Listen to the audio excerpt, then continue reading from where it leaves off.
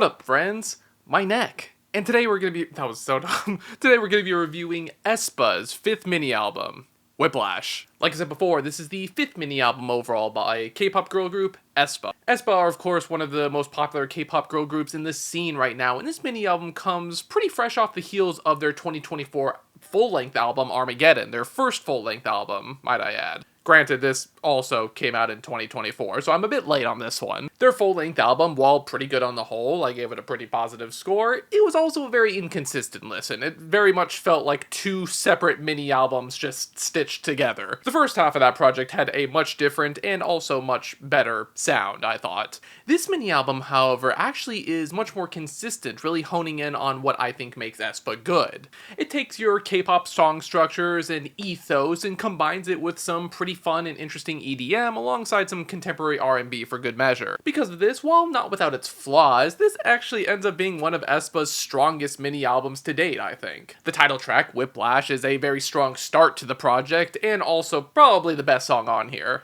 The dance beat mixed with the vocal fry are such an exciting and very attitude-driven combination. The energy is also constant, which I think you need on a good EDM track, with the instrumentals conveying the confidence that the girls are portraying in the vocals and lyrics here. There's also a very good flow on this track between the instrumental and the vocals. It definitely shows off aespa's vocals, as they are one to do. They definitely like to show off the vocals, but also in a restrained way that doesn't feel like they're over-performing for the type of song that it is. The lyrics are also pretty fun, with lines like, "I deliver, I can promise I'm the coldest," and "keep it classy, cat's gonna copy one idea too, then the whole look." And like that combined with the ad-libs, like it's kinda tough, I'm not gonna lie. The next track, Kill It, definitely takes the dance pop instrumentals into a more harsh and experimental direction, very much reminiscent of their Savage era. The song actually kind of sounds like it could have been a demo for Savage, with how similar the choruses are between the two. It's not a bad thing though, I mean, they're calling back to one of their best projects, so I mean, it's kind of a recipe for success, right? I'm really digging this one too. The darker beat and hi-hats combined with the more dire sounding vocals, like the girls are not playing around anymore like they were on Whiplash. Fun flows and gritty bass alongside some interesting sound effects combine into a very well-rounded track, even if it is something that we have seen from aespa before. Now, aespa's ballads are always kind of hit or miss for me personally, but I am happy to say that Flights Not Feelings is a hit. I'm really feeling this one. I like the sort of smooth flow that comes after the two very energetic tracks, and I'm also really digging the warmer drums on this one too. The sort of music box-esque instrumental also really reinforces the dreaminess of this song overall, especially when the girls are talking about how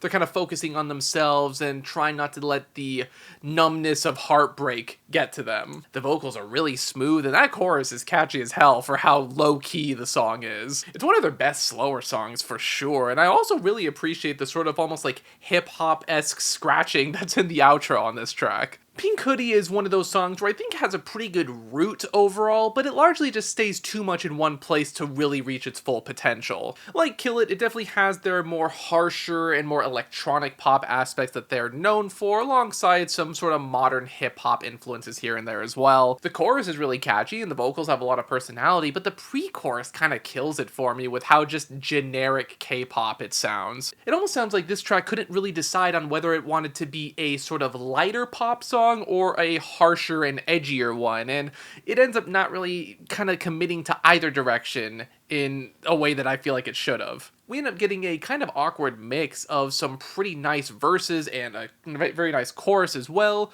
but also some pretty underwhelming pre-choruses, and the bridge also just doesn't really hit for me either. It's not bad per se, but that in addition to its short length also makes it not really stand out as much as the other tracks on here. However, I will say I do like the sort of return to the fashions-themed lyrics that they were mentioning on Whiplash too. It kind of goes into the opposite direction when it comes to fashion as well. There they were talking about being classy and dressing up fancy. Here they're talking about just going out in some baggy jeans and a pink hoodie.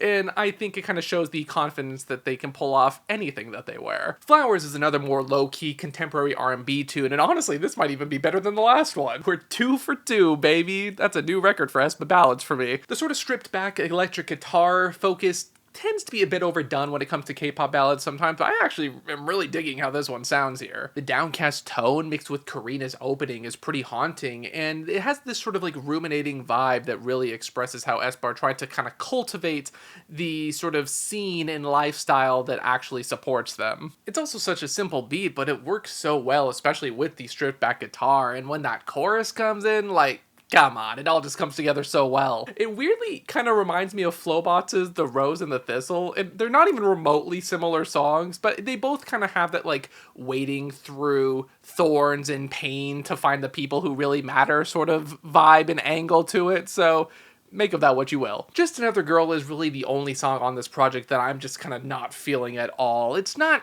terrible, but it sounds pretty dated for what is otherwise a fairly forward-thinking mini-album. The chorus has a bit of a pop rock edge to it, but not in a way that's very captivating, to be honest, and everything else has such this like generic arena pop banger vibe to it that it just doesn't really make me feel much of anything, to be honest. And some of these vocal melodies also remind me a lot of Taylor Swift's 22. I don't know if that was intentional or not, but it's just kind of odd.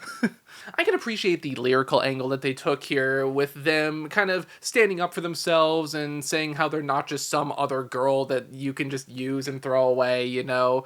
But man, this song is just so boring to listen to.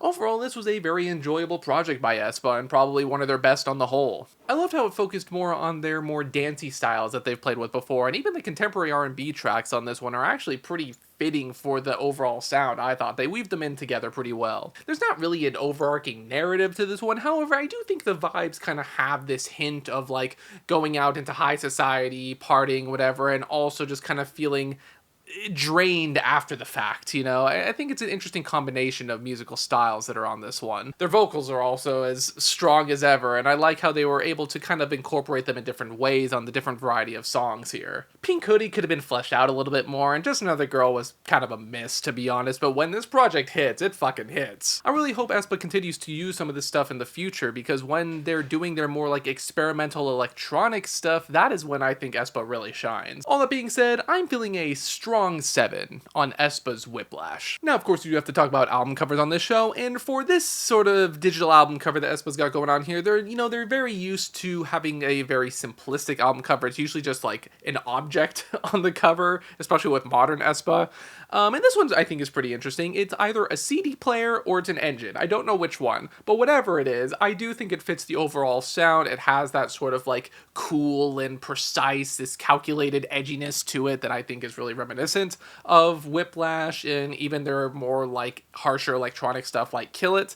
And I think it's simple, but I think it works well for this album's sound. But those are just my thoughts on aespa's Whiplash. What did you guys think? Do you think this is kind of a return to form for them? Is this kind of the sound that you'd like to see from aespa? Or was it not really as experimental or different as you would have liked? Let me know. Be sure to like, comment, subscribe, ring the bell if you don't want to get Whiplash. And until the next one, farewell.